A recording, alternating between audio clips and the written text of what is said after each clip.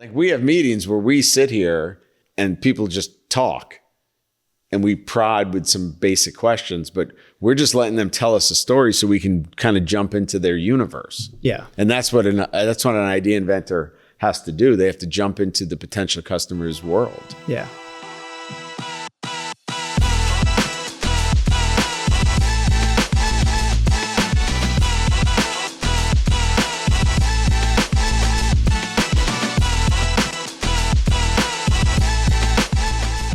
You don't dunk crap in coffee. You drink coffee and you eat the damn cookie. Hang on. You go to the Italian bakery. Yep. All the time. You get a cookie assortment. Yep. You get the sprinkle cookie.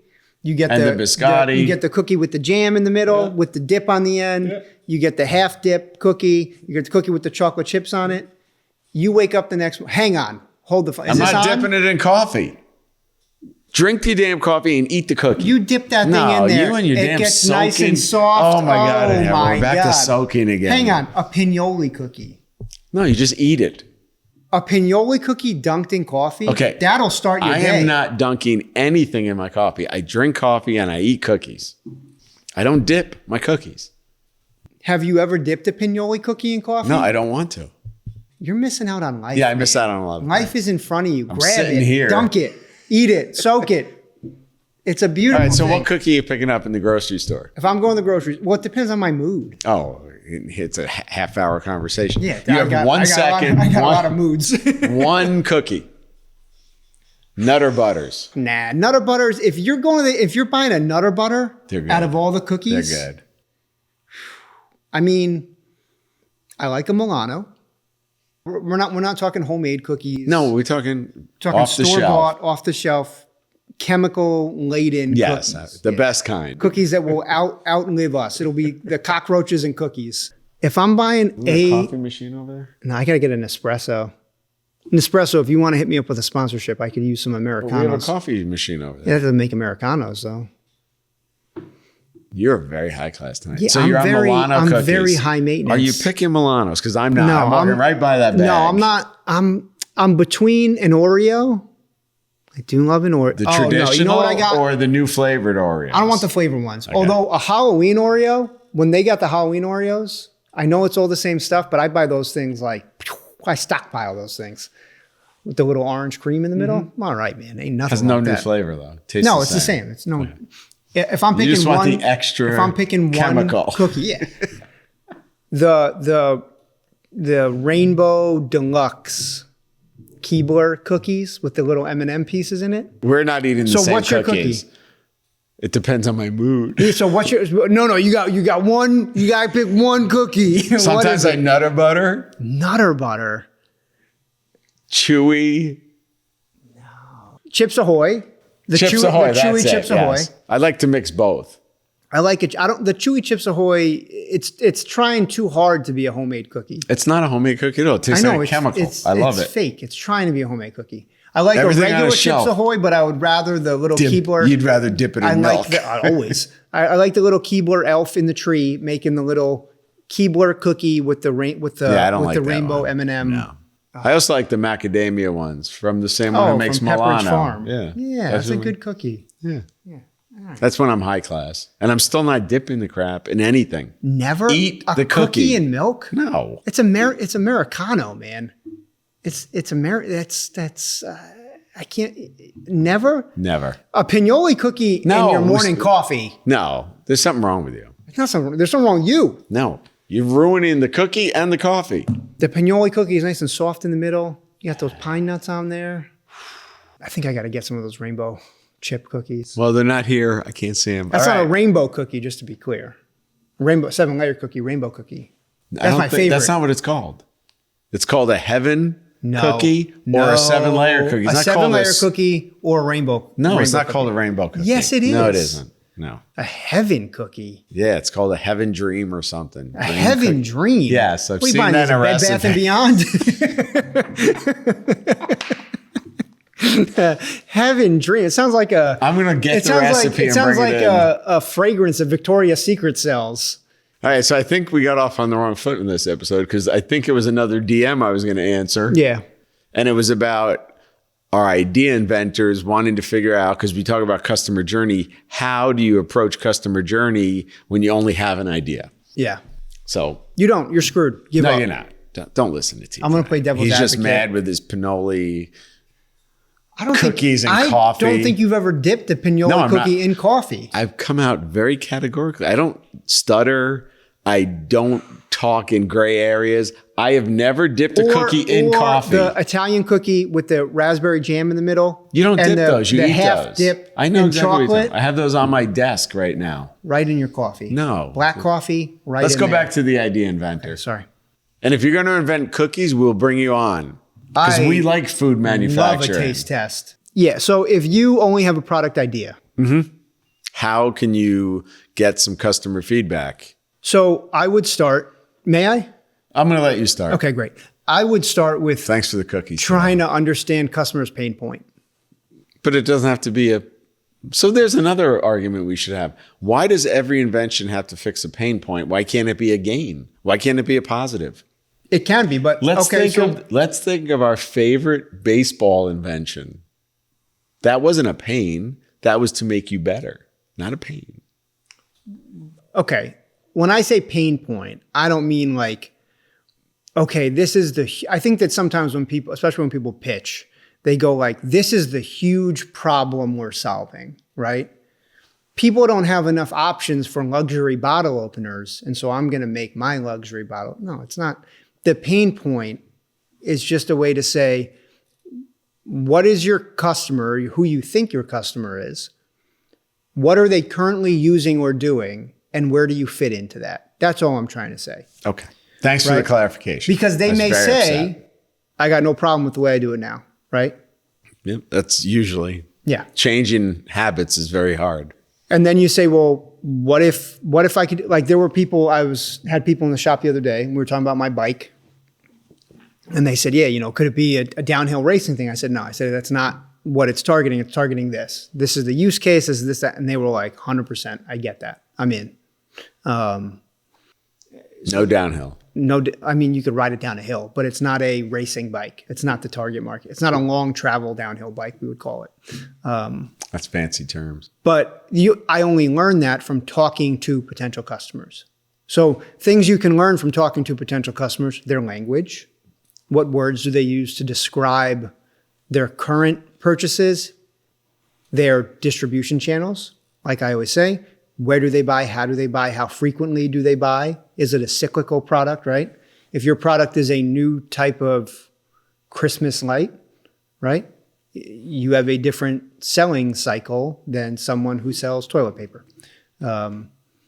Yeah, but even just to start out, you have an idea. You got the idea from somewhere. So where'd you pick it up from? Yeah. You're seeing something happen that you want to improve or fix, right? Yeah. But it also, I think the biggest mistake at the idea stage people make is they try to tell you what they're doing instead of trying to learn what you do currently. So what you said before, where does what I'm creating fit into your life? Yeah. And if you don't let them talk, you're just asking them very binary questions where yes or no does not help you. Yeah. At the idea stage. Mm-hmm. Like, I want to know what are these people doing who I think are my customer? They might not be, but how do they solve this problem? How do they make this happen? Because there's always a workaround. And that's the biggest thing in the marketplace is it isn't a competitor. It's the fact that people can say no, or they already do something and they want to change their habit. Yeah. But you don't know that unless you talk to them and you understand right. what their habits are. I'm going to change that to unless you listen to them. Because if you talk to them, you're not learning anything. Yeah. Like we have meetings where we sit here and people just talk and we prod with some basic questions, but we're just letting them tell us a story so we can kind of jump into their universe. Yeah. And that's what an idea inventor has to do. They have to jump into the potential customer's world. Yeah.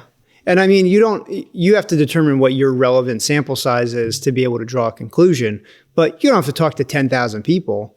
You can start with 5 people. And not your friends or family. Yeah.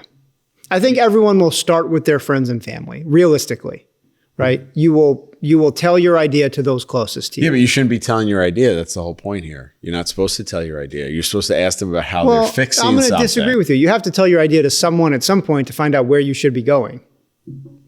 Yeah, but that's not your customer journey. That's way before that. That's way before you're going to jump out to some customer. Like you're talking about your idea I'm to saying somebody. you're going to start with. We're saying you're going to start Right, but with. that doesn't count as customer journey interview to me. And that's where we differ maybe. Correct. But you're saying where I have an idea. Where do I start?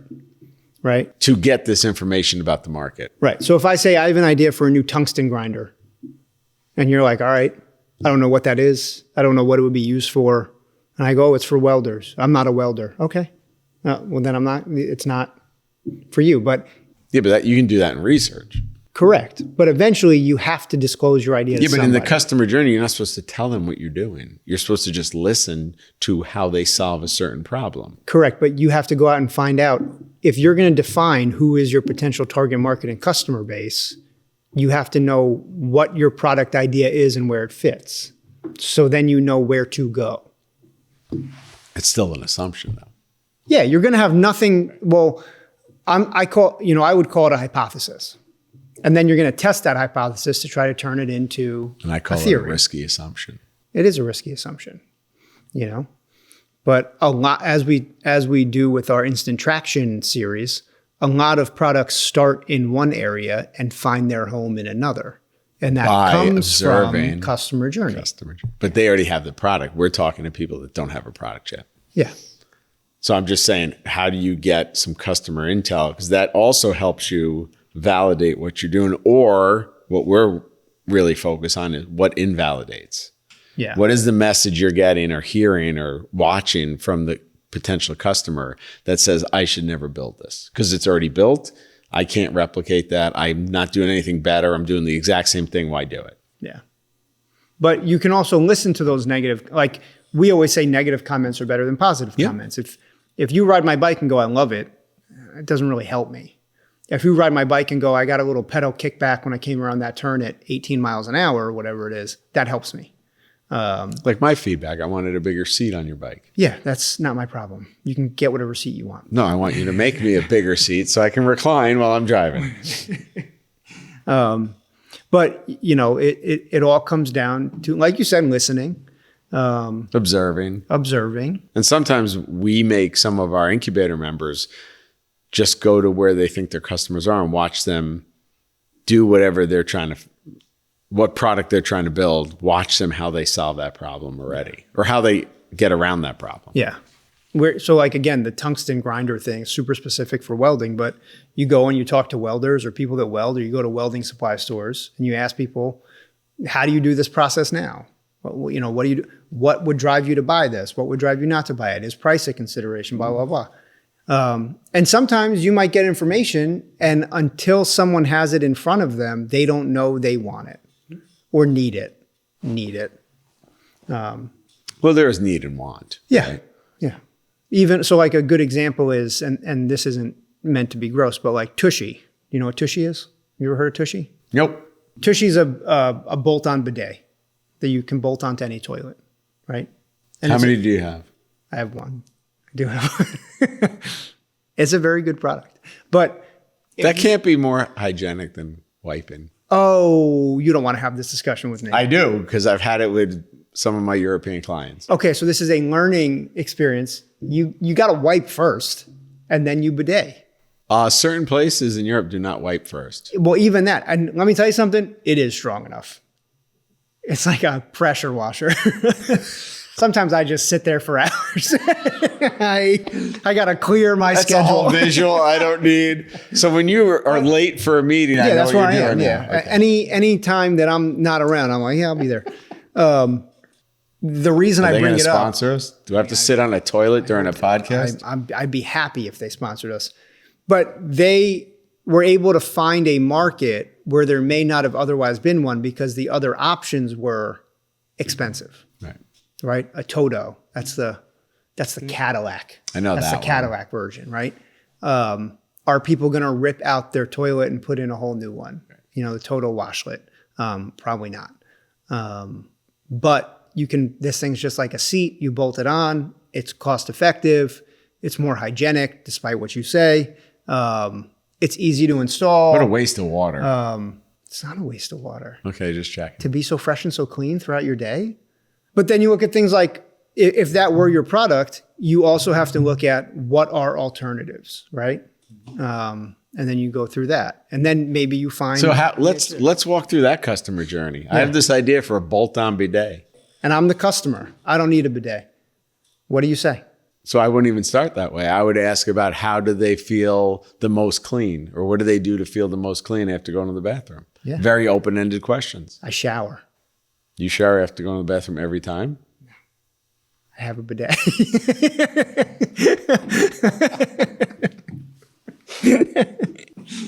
Maybe the first thing is I have to ask people what a bidet is, because most people probably don't know what it is. A bidet is because you doubted we knew what it was. I doubted just because I didn't know your fancy brand. I doubted if you ever heard of Tushy before. We didn't, because it's a younger brand.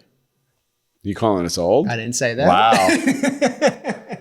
So old people don't use bidets. But another thing you could say is, have you ever used no flushable wipes? No. Okay, well, I'm glad you haven't, because did you know that there is no such thing as a flushable wipe? They all clog your plumbing. Go ahead, Bob. Ask me how I know. Because you've done it. So before you got the bidet. Because I've been this far into my sewage system, unclogging things on Christmas morning. It was not a good time.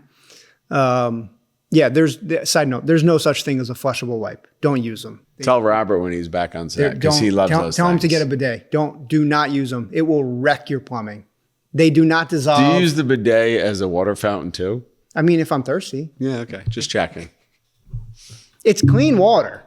It's not toilet water. Of course. It's coming through the tank. It's a separate line.